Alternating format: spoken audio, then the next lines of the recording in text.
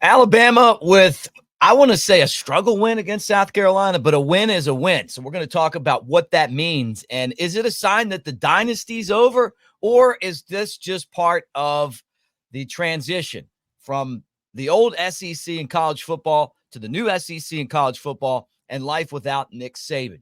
All that right here on Cover Crimson. Great to talk to you guys on a Sunday. And let's get this thing started with some great guests. Lance Taylor from the next round will be here, and Chris Marler will join us as well. But that'll come right after this.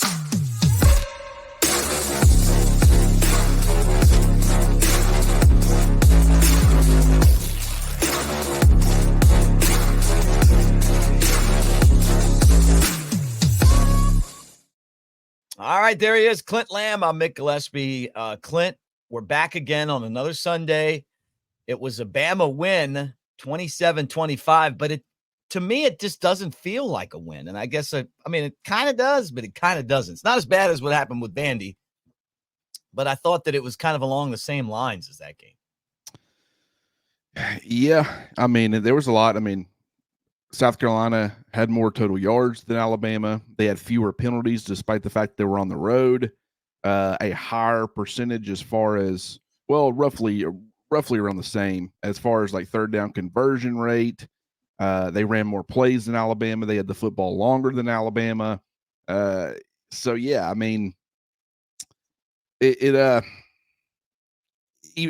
found a way to win, and that's always the most important thing, right? How many fans would have taken Alabama finding a way to win against Vanderbilt last week? So, right. Loss is really, the most devastating thing that can happen. But this is kind of that first step up where really in a lot of ways you were probably outplayed. Mm-hmm.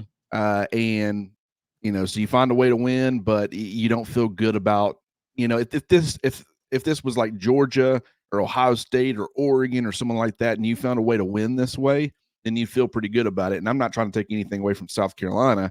They're a good football team, but when you struggle like Alabama did in a lot of areas that Alabama did, especially after the Vanderbilt game, you're not going to feel great about it.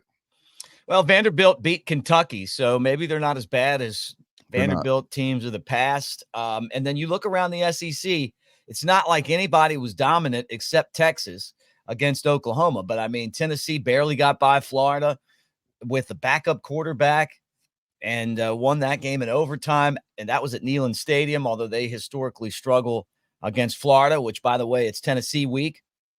And we'll be previewing it here on Cover Crimson all week, right, leading you up until kickoff Saturday. And then Ole Miss had it, gave it away to LSU, another overtime win. But the Tigers at home beat Ole Miss, so that's 2 losses now for them. And, that, to me, puts them in a spot where it's going to be tough for them to get into the college football playoff. And so you look around the league, and, it's not Georgia. I know they beat up Mississippi State, but it wasn't a dominant win. So, maybe that's just kind of part of where college football is. Ohio State lost at Oregon, pretty evenly matched game, out of the conference. But I don't feel like Bama's not in the conversation or anything like that. I guess the thing to me that I worry the most about reflecting on yesterday is the tackling and the defense. And I feel like they weren't terrible, but they've got to be a lot better if we're going to win at Tennessee and some of these other games coming up. Well, it's interesting because you've got everybody talked about the Tennessee offense. And, just a couple of weeks ago even, everybody was saying Tennessee very well could be the number 1 team in the country. And a lot of people were already putting them there. And, after Arkansas and after what we saw against Florida, how do people still feel about that? Mm-hmm. So there's, teams up there in the top 10 in the college football playoff conversation. Everybody's got questions to an extent. Texas, they looked really good against Oklahoma. They looked really good against Michigan. I'll be curious to see where those teams finish. I think that they're good teams. They're not elite teams. Yeah. Right now Oklahoma's dealing with a lot offensively that's really handcuffing them. Young quarterback, receivers are out. So it's a rivalry game. They handle business. They look like the number 1 team, but it's not quite to the extent of Tennessee because, Michigan and Oklahoma at least have a pulse. So you definitely know that they are a top 3 team, no doubt about it. And right now they should absolutely be ranked number 1. But I guess we'll wait and find out kind of how things continue to shake out as their schedule gets a little bit tougher. But for, you look at them, you look at, some of these other teams, you talk about LSU, the fact that Tennessee and LSU won. I will say this, Alabama fans, you might not feel great about where Alabama is right now, but based off of what you've seen from both LSU, the fact that South Carolina really should have beat them, you look at what you've seen out of Tennessee the last couple of weeks, those 2 road games, obviously you don't feel great about it because of what's going on at Alabama. But from, LSU and Tennessee having everything figured out, I mean, are you super worried about it from the standpoint of like they look like those 2 teams look really, really good? Yeah, like they're going to be unbeatable. That's great to have Lance Taylor join the conversation. You guys know him from the Next Round, Monday through Friday, 9 to 12, and our sister station here on Disrupt the Media. But LT, great to have you on the show. Give me your thoughts on the Bama game. The world's ending, right? I mean, that's where we are, it seems like. I really do wonder if Alabama would have lost to Georgia but beats Vanderbilt and obviously wins yesterday, if things are a little different. Probably not. I mean, 3rd straight game that came down to a final possession. It was just a weird game. I thought Alabama was a little sluggish, and, it was 14-0. And then just a wild sequence to end that first half. I don't know. I look around college football and watching these games unfold yesterday, like I don't really know who's dominant. And I think that's one of the problems. Alabama under Nick Saban, they were a dominant team. And outside of Texas, you just haven't had a team that has been dominant the entire year. Yeah, I mean, Lance, one of the things about Alabama, it feels like a lot of how much of it do you think is just simply a transition period between how Nick Saban operated, how it was kind of a defensively built, program, and now under Kalen DeBoer, it's more offensive built, and, he handles things a much different way. The signs that you're seeing, do you think it's more of just a transitional period between the 2, or are there any quote unquote red flags to you going on? Yeah, I don't know, Clint. It's a great question. I still think this is one of the more elite rosters in all of college football. Alabama fans are going to say it's a red flag. Here's the thing you need to look at, though. And, Kalen DeBoer, I think to a lot of people, he seems like more like an NFL coach. And we all know on Sundays, man, all these games come down to one possession. And that's what you're seeing right now with this Alabama team. Again, I think so many people were used to Nick Saban teams just dominating. If you go back and you look at the 25 wins in 2 years in Washington, 12 of those 25 wins were 1-possession wins. And you go back last year, the special season, en route to playing for a national championship, 14 wins. 8 of those 14 wins were 1-possession wins. So you just wonder with his style if, it's just all about surviving to the next week. I don't know if Alabama fans can ever get used to that. Yeah, well, I mean, we've been spoiled, obviously, with Nick Saban, but the NIL and the transfer portal and some of these stupid ass penalty rules, man. I mean, like back-to-back weeks where Bama's been, I mean, the momentum of the game's changed because of a roughing the passer when the guy barely brushed the fucking face mask of the quarterback. I mean, it's ridiculous. Yeah, I mean, that call was a massive call that ultimately could have cost Alabama the game. Yeah, you're right. There's a play here and there. Of course, you go back yesterday, man. I mean, if Sellers, and look, you got to give the defense, a lot of credit because they put pressure on him on that 2-point conversion. But that thing was beautifully designed, and that game should have gone to overtime yesterday. Yeah, when you're talking about Tennessee and you're talking about like LSU, obviously both those 2 teams get wins yesterday. They're both sitting with the same record as Alabama. The fact that Alabama has to go to Neyland Stadium, they got to go to LSU. It feels like they're vulnerable in some ways in the same way that Alabama is, right? So, the fact that Alabama's still figuring some things out, the fact that you do have to go on the road, and that's going to be tough, hostile environments, which definitely gives you a lean towards LSU and Tennessee. Do you think that there should be any like panic mode from Alabama fans, which we've kind of been seeing a little bit today, or at least I have on Twitter, as far as like having to go to Neyland Stadium? Because when you watch them, they have their flaws just like Alabama. Yeah, Clint, you're right. It's funny because, looking at the X yesterday after Bama survives 27-25, and everybody's saying, you just wait till Tennessee runs them off the field by 28. And again, Tennessee lucky to survive last night in overtime against, I don't know how we feel about Florida. I think South Carolina's a better team than Florida. That game was in Neyland. So I think, Tennessee's offense has got some serious problems right now. And, Josh Heupel is the one of the best offensive minds in college football right now. So I think Tennessee's got issues. If Ole Miss doesn't get a bad break here and there, Trey Harris dropped touchdown, a 4th and 1, inside of the 5, they didn't convert, missed field goal. That game could have been 20-0 Ole Miss, and Ole Miss goes on and wins that game. And then you're looking at LSU with 2 losses. Like, really, how good is this team? I just think we've got a lot of parity now. I know people hate to use that word when it comes to college football, but again, outside of Texas, and I really, I wonder if Texas will hold up next week against Georgia. Georgia's one of those teams that they didn't really, from the second and third quarters, they look good, but in the first and fourth quarters against Mississippi State, they didn't. And Michael Van Buren lit them up, a freshman quarterback. So I don't know. I think there's a lot of teams with a lot of issues right now in the SEC. Gonna be fun to watch it. I mean, that's one of the games that'll definitely help us figure out what's going on. I'll tell you this, and Clint and I will probably talk about this later in the show, but while we have you here, I want to ask you the same question. To me, the biggest concern I have about Alabama is seeing improvement. Under Nick Saban, he was a master of improving the team as the season went on. I mean, you can go back every single year. The team pretty much got better from game 1 until the last game of the season, sometimes slower than others as far as how that progressed. But I'm wondering if this team's getting better. Am I seeing progression here? Jay Coker said, hey, don't forget, we lost to Ole Miss and then we beat Arkansas 14-13. Not to panic. But I'm feeling like maybe not panic, but I'm wondering, is this team getting better? I don't think it is, Mick. At least right now, you're not seeing the progression because – a Nick Saban team, let's face it, you lose to Vanderbilt. First of all, I don't think it would have happened. But if you do, they would have come out airtight the next game. They would have been scared to death to make the mistakes that were made yesterday. I mean, the offensive line, we thought that was going to be a strength. And they could not block that front from South Carolina yesterday, giving up 4 sacks.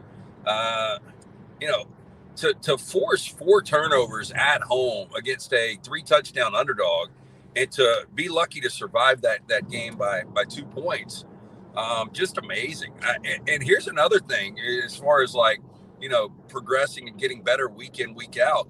The one thing we were sure of is how good Kalen DeBoer has been with his quarterbacks, from Jay Kaner at Fresno State to Michael Penix the last couple of years in Seattle.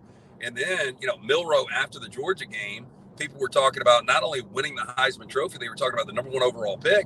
He's regressed the last couple of weeks. Turning the ball over 4 times in 2 weeks to Vanderbilt and South Carolina, that's a problem. Yeah, I think that was going to be my next question, is just how he's been performing. It's, things around him maybe isn't going right in a lot of areas, but him turning the football over, the interception against Vanderbilt, he's a little bit late on it. I still would say the way it bounced up and got intercepted, that would be maybe considered a little fluky. Obviously Pritchett gave up pressure, but it feels like some of the issues that we saw from him last year, as far as, maybe the mental processing and knowing where to go with the football. I know South Carolina is going to present a lot of different issues that a lot of teams, even like a Georgia, really didn't present you defensively. And that probably is going to cause some issues. But how do you feel about where he's at currently? Obviously, he's regressed over the last couple of weeks, but just where he's at now, maybe compared to last year when you were playing some of these, Texas, you played Georgia, you play Michigan. In none of those games really did he perform at a high level. It was encouraging to see what he did against Georgia, who was an elite level team. But where do you think he is as far as his progress this season, maybe compared to the last? I do think last year, you go back to the Texas game, the home loss, and it seemed like he was having an issue really processing the game was really, really fast. And I think that was the thing that Alabama fans were loving the first month of this season was how much of the game had slowed down for Jalen Milroe and how comfortable he was. And you just wonder, now is the confidence a little shaken with him struggling over the last couple of weeks? And, does he start to overthink this a little bit? They just got to get back to basics. And, where's the get right game? You got to wait all the way to Mercer. Like there's no easy outs now on this schedule.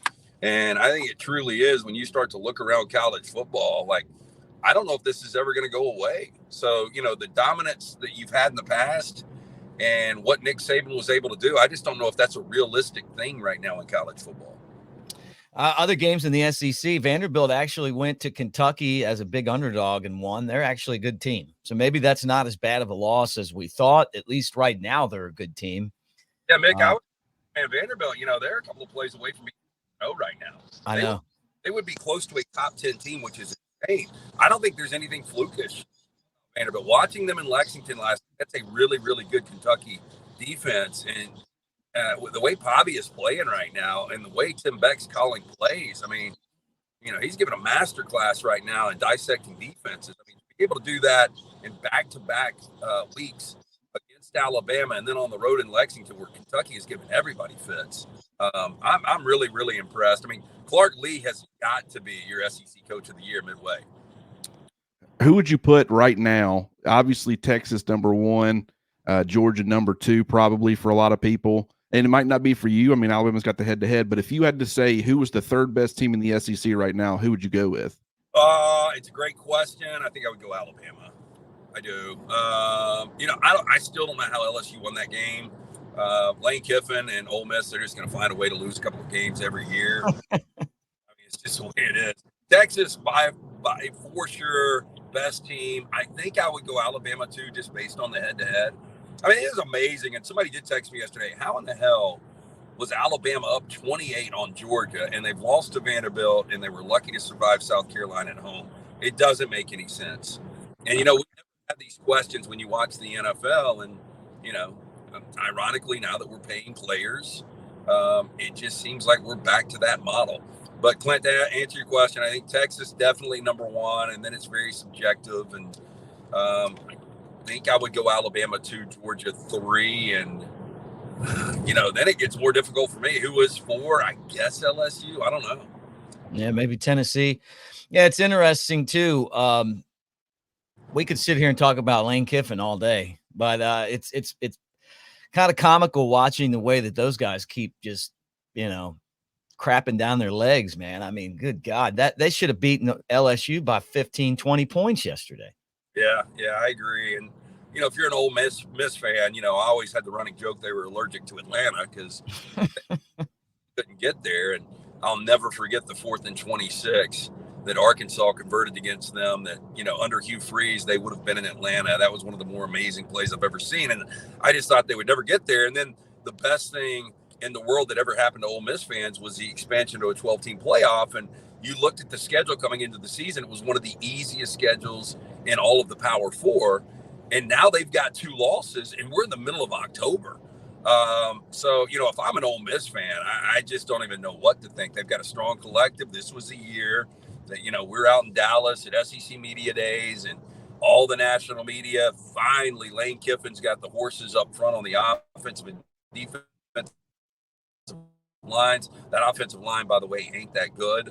And this was going to be the year that Ole Miss not only was going to get, and I'm just not seeing it. I really believe, well, I'm going to take this back now because I said this week, like the loser of that game more than likely out with 2 losses. Now, before the season started with the 12-team playoff, most, brand name teams in the SEC at 10-2 probably get in, but I thought with Ole Miss's schedule, 10-2 might not get them in. But after watching this weekend, I think we're going to have 2, 3, 4 teams with 3 losses in the 12-team playoff, which is kind of amazing. Go back to the 14 playoff, we never had a 2-loss team in that. I know. Yeah, it's getting closer and closer to being NFL football. All right, Lance's lock, the next round, and here on Cover Crimson, man. Thanks for coming on with us, Lance Taylor. Yeah, boys, y'all enjoy it and try to calm down the masses. I know that's difficult. Yeah, that will be fun. I think if we'd have lost 27-25, we'd be ready to jump off of a cliff. We're just trying to figure out how we're going to beat Tennessee on Saturday, which could happen. Which I mean, look, Yeah. we've only beaten them 16 out of 17 games. I still think Alabama's going to be a slight favorite. I know there were some outlaw lines out there that had Alabama between 1.5 and 2.5 before the games on Saturday. And after watching Tennessee struggle against Florida, I think that number probably won't move. I'll tell you, before I jump, that onside kick was one of the more amazing Mick baseball guy. The movement on that was, look, Shane Beamer, one of the few coaches that's ever been a special teams coach that gets the opportunity to become a head guy. So he's obviously a guy that knows special teams well, and obviously the lineage coming from his dad, Frank Beamer. But the spin on that onside kick was pretty amazing. Looked like Keystone Cops trying to field that. Clowns. I'm glad it didn't cost them the game. Well, man, have a great Sunday. Roll Tide, man. Thank you. See you, boys. All right, that's Lance Taylor hanging out with us. All right, in just a second, we're going to bring on Chris Marler. But before we bring Chris on, just any thoughts about LT and what he had to say? I love when we make fun of Ole Miss, though. That makes me happy. You know, I do find it interesting how the world's coming to an end for Alabama, and you really start asking people, okay, who's the second best team in the league? Who's the third best team in the league? Mm-hmm. And I think pretty much everybody right now would still put Alabama in one of those two spots, and that's still a top 10 team. So even though it feels like the sky's falling, everybody's dealing with issues right now. Everybody's trying to figure things out. I do find it interesting. He made the comparison to the NFL. You're talking about potentially 3-loss teams getting into the college football playoff when you never had a 2-loss team getting to the 4-team playoff. The fact that you now have mulligans to work with, the fact that, that the NFL is like on any given Sunday, the worst team in the NFL can beat the best team in the NFL. That happens that kind of thing happens all the time. Maybe it's starting to become that way in college football. I mean, just the entire model and the system is really starting to mimic what the NFL is kind of built. And I don't like that. I think a lot of people will not like that. But I mean, you look at Alabama and the fact they're winning some of these games close, they're losing games they probably shouldn't. And it's like, in the grand scheme of things, figuring out a way to win is really the most important thing, and continuing to work on the issues that you got. Guys, don't forget, we're brought to you by mybookie.ag. Use the promo code NEXTROUND to double your initial deposit. And I mean, with all these close games, might be fun to go out there and drop a little bit of cash and see what you can do. Mybookie.ag. And don't forget covercrimson.com, where not only you can find Clint Lamb, but you can find Chris Marler as well. And he's our guest, and he's a guy that knows all about South Carolina and Alabama. Good to have you on the show, Chris. Your thoughts on Saturday's matchup between Alabama and the Gamecocks? Well, I host Locked On Gamecocks, and I had a much different reaction on there. Since we're in Cover Crimson here, I was pissed. I finally snapped. Like I feel like I've handled the last couple of years. Like if there's a loss, it's like okay, like try to be objective and optimistic and all that. I snapped yesterday. I think that was the angriest I've been in a football game in maybe 3 or 4 or 5 years. Maybe even longer than that. It just the way the first half ended yesterday was inexcusable. The stuff you saw on the sidelines and stuff you saw on the field at times, inexcusable. And they did everything they could to get beat. And they are very lucky that a freshman quarterback with very little pocket awareness, who balled out, by the way. Sellers played his best game of the year. That was the best offensive performance, the most creative that they've been on offense all season long. Like you really do need to give South Carolina a ton of credit for how they approached that game, especially after the Ole Miss loss. I thought Beamer's comment said it all. I thought he was spot on. But my God, Bama, that was a tough watch. Yeah, I mean, I don't think any Bama fan that's watching is going to disagree with that. Was there anything or things that made you kind of walk away being a little bit optimistic about this specific thing? Maybe not the team right now, but were there any elements of what you saw that maybe you're like, okay, that was fairly encouraging?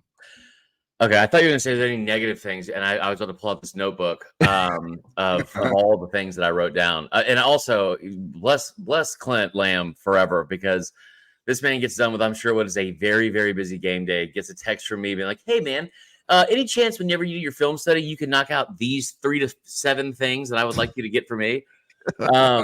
There's positives. Listen, the most sunshine pumping optimism I can throw up, I did on Twitter last night, is if you are looking for like a mirrored result of this and something that's like a tangible historic example of a Bama team playing similar to this. 2014, on almost the exact same day last week, you lost. You lost October 4th to Ole Miss. In 2014, you lost October 5th to Vandy.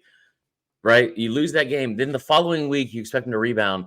Bama plays that really, really bad, like 14-13, 1-point win at Arkansas the following week. And I think everyone was like, what in the hell is going on right now? And they end up winning 7 games in a row after that. They win the SEC. They make college football playoffs. So, like, it can easily be done. Like, it's like Mick just said, like, it's a lot better to wake up with a weird 27-25 win than a inexcusable 27-25 loss.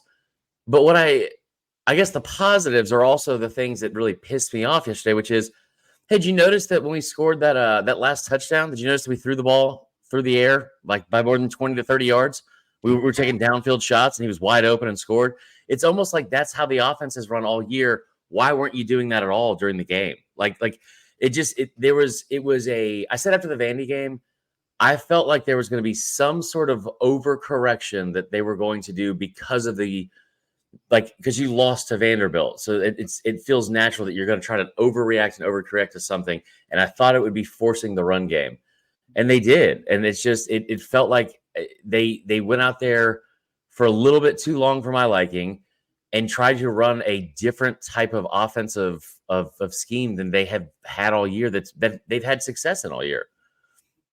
No, they won the game. And I mean, we need to kind of keep that in mind too. I mean, all of us have kind of been disappointed by some of the things that we saw that didn't go well. But at the end of the day, I mean, they obviously did enough right to win. I mean, the offensive line wasn't great, but they were good enough. The defensive line was in the backfield. They didn't, finish plays, but they did disrupt plays. They got the stops when they needed. They had the terrible onside kick effort, but they also got the interception to win the game. They got, in the backfield. They did enough to win. And so we have to be pretty happy about that. Just like you said, going back to the 2015 season, maybe it's just the process of going from one game to the next. And I mean, if you win, then you're still alive.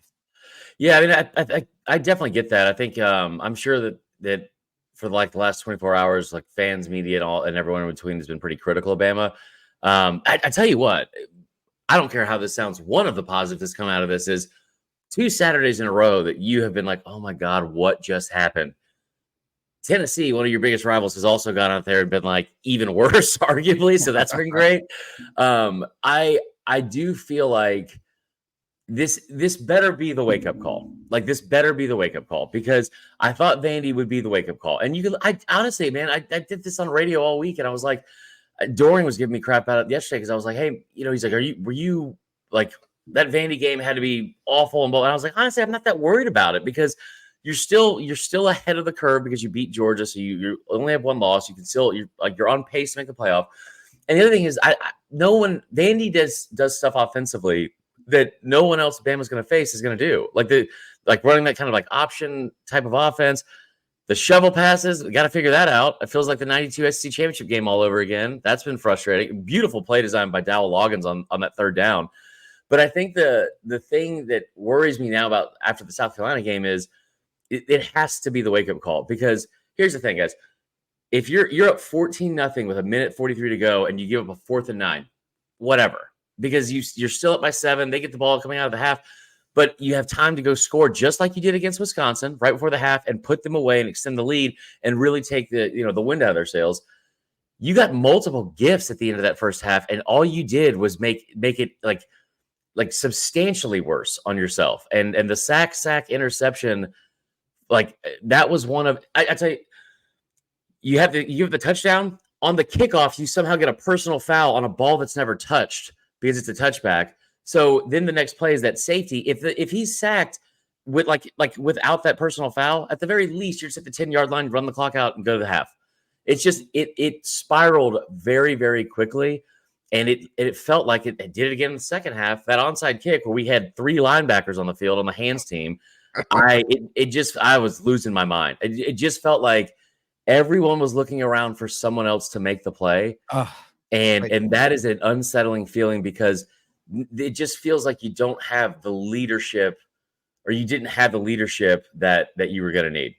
Well, we were talking about how, the offense has kind of, some teams are going to go out of their way to stop Ron Williams. And this whole, bail out Ron Williams, Jalen Milroe to Ron Williams, 2 + 4 = or 4 + 2 = 6. Like that, at some point, you're going to have to win football games in other ways. It felt like Alabama was a little bit uncomfortable having to do that.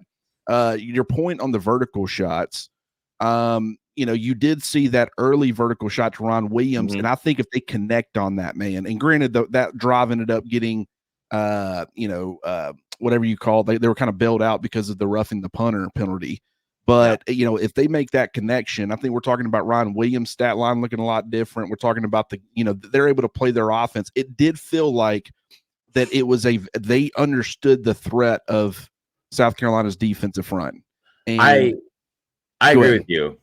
Yeah, they definitely, I think that was part of what limited the vertical shots. Now, here's what you can do, though. You can take some of those on early downs. You definitely don't want to be doing stuff to where South Carolina is kind of pinning their ears back. You don't want to do what you did at the end of the half. That's kind of, I talked about that yesterday. Against Wisconsin's defensive front that just wasn't very good. If you want to go in that, not even 2-minute offense, like 1-minute offense and drive right down the field and score, you can do that. But as far as, South Carolina being able to pin their ears back, knowing you're throwing the football, I just don't think that was a recipe for success. And the fact that he said he never thought about an interception, that's what DeBoer said after the game. He was like, that scenario really never entered my mind. It's like, I don't know how it didn't. Because, when they're able to apply pressure, they're going to force your quarterback sometimes into some poor decisions, and that can happen. It might not be likely, but that scenario's got to enter your mind.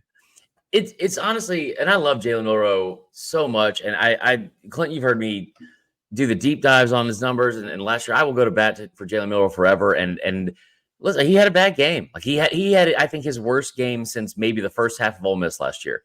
And that's gonna happen. Like I still think he's one of the best quarterbacks in the country. He's had a phenomenal season so far. He made some inexplicable and inexcusable mistakes that he hadn't made in a long time, just not getting rid of the football, right? South Carolina's strength, and I said this all week going in, like if you're, I kept saying, if you're like Clayton White, the D coordinator for South Carolina, you better bracket Ryan Williams and just tell someone else has to beat me. And I thought that one of the positives was I thought Jeremy Bernard finally had a really good game and was good in key spots. I don't know why we were throwing so many like passes like east and west and kind of like behind the line of scrimmage and getting, man, I had CJ Dupree over 20.5 receiving yards as one of my best bets. He had that 21-yard reception in the first half, knocked away by penalty, ended with 2 receptions for -3 yards. But I mean, it was a lot of that. And I just feel like this offense, we have seen it thrive. The first half against Georgia, we saw it against Vandy. Coming into this game, they were 91st in the country in passing attempts. They were 7th in passing yards. They are getting a ton of chunk plays through the air. It's just been the strength. And I just thought that they would.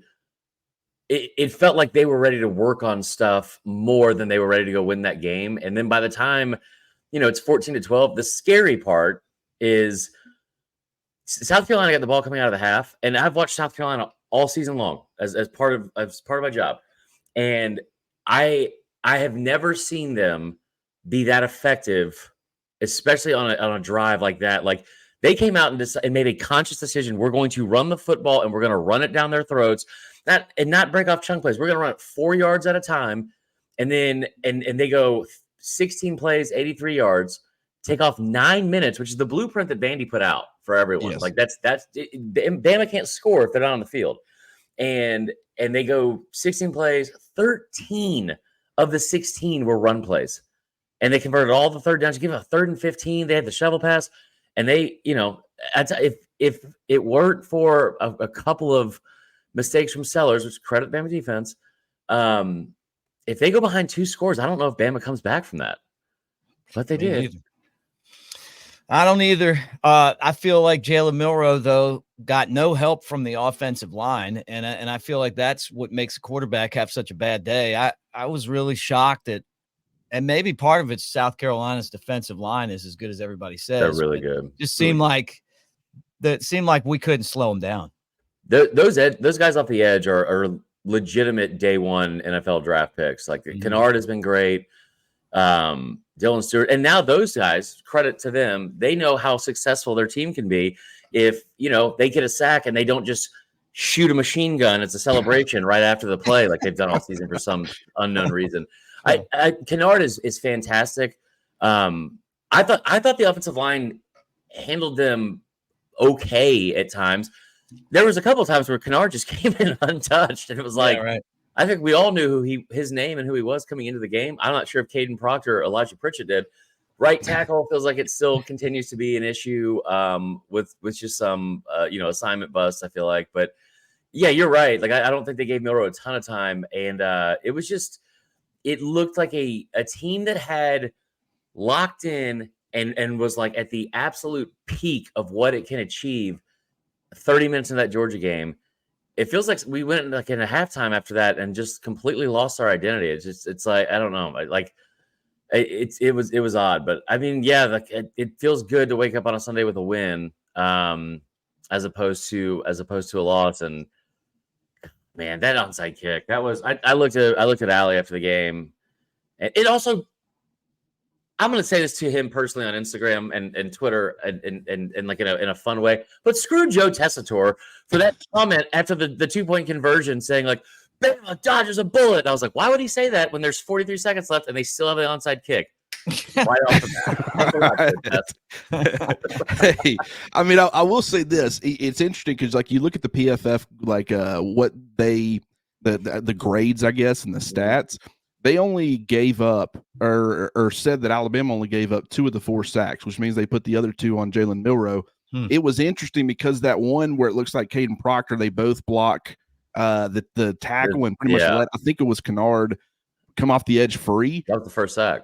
Yeah, and I was thinking about that. What they did was they motioned to empty, which they do quite a bit, and when Jam Miller gets out to the sidelines, he stands there for a minute looking back inside. They end up making an adjustment. I guess they call an audible or something like that.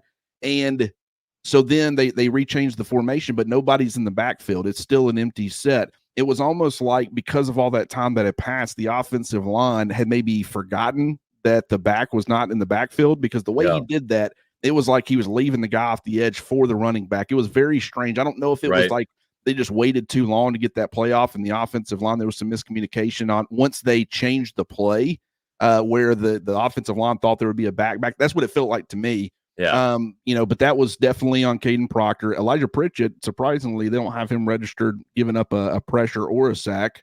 He raised my blood pressure. I know that. Yeah, and that's the thing. Like, I agree with you. I think the offensive line, and Mick, I think was the one that brought it up first, but the offensive line definitely didn't help out Jalen Milroe. But there was a lot that Jalen Milroe did that was not the offensive line's fault too. And I just always want to, I'll praise him to death. I mean, all day. And when he deserves the praise, I'll give it. But he's not above criticism, just like nobody else on the team is above criticism. So he played, and you said he played a really poor game, and he absolutely did. I tell you what, and like not trying to spin zone that at all, but I genuinely mean this. If there's one person that I'm happy had a bad game strictly because I think that they will take it seriously enough to correct it by next game, it's Jalen Milroe. There are people on this team and players on this team. I'm going to sound like a boomer and I'm overreacting, and I don't care. Here's like a Facebook post come to life for my aunt. I'll just say it. Like, they had players laughing when you're down 20-7 at Vandy on the sideline, like they were 13-7 on the sideline, and right after I think it was like right after the pick six, you had this weekend where you were up 14-0 and you just like you put your foot on someone's throat and put them away. That's it. Like that's it. Like you don't let it up. You press down. And that's something this team from a series to series basis sometimes doesn't seem to have a killer instinct. The killer instinct, yeah, but also like a sense of urgency and an understanding of the moment. Because the end of the first half, the last 2 minutes of the first half and the last 2 minutes of the second half were like the biggest indicators of that. And listen, Domani Jackson, Man, I like what a hell of a job and a gutsy play to come back from that. Because there's some of the overreaction from this too is that people just think South Carolina sucks because we all assume South Carolina would suck at the start of the season or in the preseason. And they're also the most toxic relationship I think any of these fans have ever been in might be with South Carolina football because they blow out Kentucky, keep it close against LSU. They look like crap against Ole Miss. They should have lost Old Dominion, and they come in here and almost beat Bama. So I think that you have to credit them a lot because Dowell Loggins and Shane Beamer coached their ass off yesterday. I hope it's the wake up call this team needs. I really do. Well, Chris, great to see you. What do you have going on Crimson Cover this week? I'm going to text Clint at 3 p.m. today. He's going to text me back at 2 on Tuesday, and then we will figure out the. I knew that was coming, man. Back to you, isn't he? Yeah, no, we'll be doing a show or two, I'm sure, this week, and a preview show. We better do a show because listen, I think the last Friday show we've done was the last Friday preview show we've done was Georgia, and then I got sick a Friday before Vanderbilt. Then he got sick. Apparently, the Friday before South Carolina. So we owe it to this team and everyone. Is it else. our fault? You know, Yes. I think it might be our fault. Yeah. But, Time to get back on track. Yeah. All right, We'll Chris be back, Marler, man. great job today, man, and Roll Tide. Thank you. Hey, guys, don't forget the show's brought to you by MyBookie. MyBookie.ag. Use the promo code NEXTROUND to double your initial deposit. We love talking to you here on Cover Crimson. Like and subscribe, and you've done that. I mean, the growth of this station and this spot for Alabama fans has been really fantastic, and it's because of you guys. We try to give you real talk. We try to be honest and forthright and objective, but at the same time, we're pulling for Alabama. I mean, like, look, as objective as you can be when you're pulling for your team, that's what we are. And we know that you guys feel the same way. Even if you're here hanging with you're just a college football fan, please like and subscribe and be a part of it. Hit the bell so you know when we're live. And thank you again for coming and hanging out with us. We talk Alabama. We'll be talking Alabama and Tennessee all week. CoverCrimson.com. Clint will be breaking down every single snap from Saturday's game against South Carolina. And Clint, I guess that's where I'll start, as we kind of wind things down. Just when you look at where we are, and now we talk to LT and we talk to Chris. Chris covers South Carolina, so, I mean, he knows how good they are. It just sounds like they had a pretty good game against Alabama, which is something that you expect because everybody wants to beat Alabama. Yeah, I think just the importance of it, man. I mean, I understand Nick Saban's no longer on the sidelines, but it still means something for people to beat Alabama. That's kind of for so long. If you could get that done, your season was a success. I mean, because most teams that beat Alabama during the Nick Saban era, they at least had a respectable record. And so, when you're able to achieve that, even now, like Vanderbilt, LT was 100% right, guys. And I almost tweeted this last night. I actually pretty sure it's saved in my drafts, but Vanderbilt is a good football team. They should have beat Georgia State, and everybody's going to point to Georgia State to tell you that they're not good. I'm going to say that is a team that is not, Alabama's not above losing to Vanderbilt. Alabama's not above, almost blowing it against South Carolina. Even the elite programs screw up, and just, Vanderbilt, with where they're at as a program, they can be a really good team, but their screw ups mean that you can get beat by Georgia State. And they had Missouri, and then they had Alabama, 2 top 10 opponents coming up. I think they looked ahead. They lost by 4. You don't want to justify that too much. It's a bad loss, just like Vanderbilt's a bad loss for Alabama. No matter how much you build up Vanderbilt, it's still not a good loss. It's not a good look. But they should have beat Georgia State, and if they played them 100 more times, they would probably beat them 100 times out of 100. That's probably an exaggeration, but 99 out of 100. And with Missouri, they should have won that game. They really should be 6-0 right now, which would put them as a borderline, definitely top 15, more than likely closing in on top 10, maybe even top 10 with the win over Alabama. And so, we can sit here all day look at what they did against Kentucky last night. I said on this show, I said on Twitter right after the Alabama game last weekend, I said, they're going to go out and they're going to get beat by 2 scores at least to Kentucky. They're going on the road. Mm-hmm. They're going to have some victory laps this week. They're going to be distracted. They kept their composure and they got things done. They stayed focused and they went into Lexington and got a win, a more impressive win than Georgia had when they went into Lexington. So, this is a good Vanderbilt team. South Carolina is very up and down. Chris is 100% right. They've got some issues, but defensively, they're really good. They generate turnovers. They are really good up front. They presented Alabama's offense with some challenges. Defense, I respect what they did. They came into a game plan or into a game against South Carolina with a South Carolina specific game plan. They ran a lot of 3-4 with getting Justin Jefferson on the field again. A lot of people are going to want to call that a 4-3, but they're doing like 3-4 under. They're doing standard 3-4 with a zero technique and the 2-4 eyes on the inside shoulder of the tackles. So they did a run heavy defensive scheme against a run heavy South Carolina offense, and they would switch to the 4-2-5 probably a little bit more than I would have liked for them to, but they used it as a change of pace against this specific style. I give them a lot of credit for that. They wouldn't always execute it right. They still had some mishaps. They still had some missed tackles, some cover bust, obviously. But I felt good about them doing a specific game plan for South Carolina, and I liked it. It's something I agreed with. There is issues that need to continue to be worked on to get resolved. But Mick, I don't feel great about this Alabama team, but relative to the rest of college football, I still feel a lot better about where they are and where they could be compared to maybe some of these other teams that are sitting in the same area as Alabama as far as rankings. I'm still behind Coach DeBoer. I still believe in Coach DeBoer. I think that his leadership and his style will eventually pay off. I think that he's inherited a lot of this team. And, we had some people say maybe the leadership from this year's team isn't as good as it's been in the past. And I don't argue with that. I mean, I love Jalen Milroe. I think the offensive line could be better. They got pushed yesterday, but they found a way to win.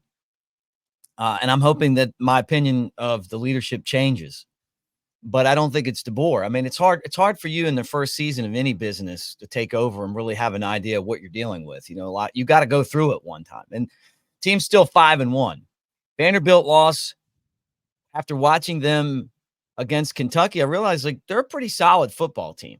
Maybe we got taken by surprise by them a little bit, but Kentucky didn't. And Kentucky beat Ole Miss on the road, and they pushed Georgia, like you said. So, we'll find out. Now, the thing to me is we've got to go from where we're at right now, and we got to get better.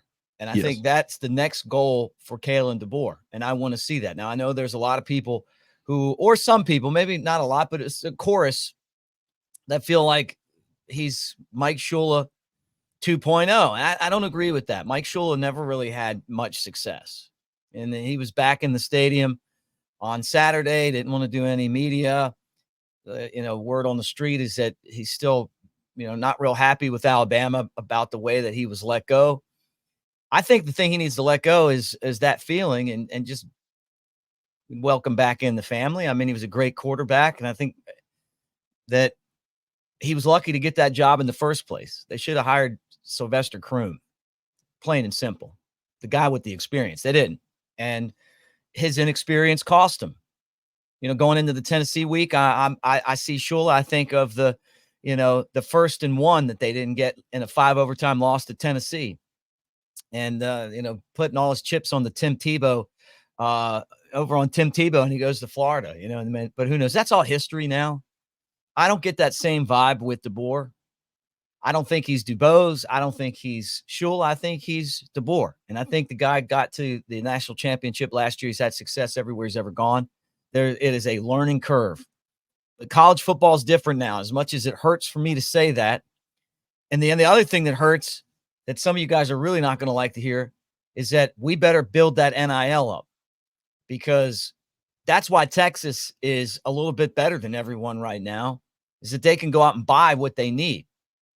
And if you didn't notice, we had our players bought last year. And if we don't want to turn into one of these feeder schools, lost a receiver and a tight end that would have helped this team to Texas. We lost our best defensive player to Ohio State. There was a couple of, some role guys that got bought pretty much just to rub it in our face, which is why I was laughing when Ole Miss lost again. Your boy Kiffin. But I mean, it's the nature of what's going on right now. Eventually, they'll make some kind of rule up, hopefully, where it'll be some sort of level playing field. But that's not the way it is. So to compete, we're going to have money, and I think that's part of it too. But I just want to see Alabama improve. That we've got one of the biggest games of the season coming up on Saturday. A lot of stuff I didn't like, but we still got to stay positive. I mean, you won the damn game. So as frustrating as everything that we said is, they had their best game. We played okay, and we still won. That's a great Roll point, Tide. Mick. That's a great point. And, the point about NIL is important too. And we'll let this be the last thing.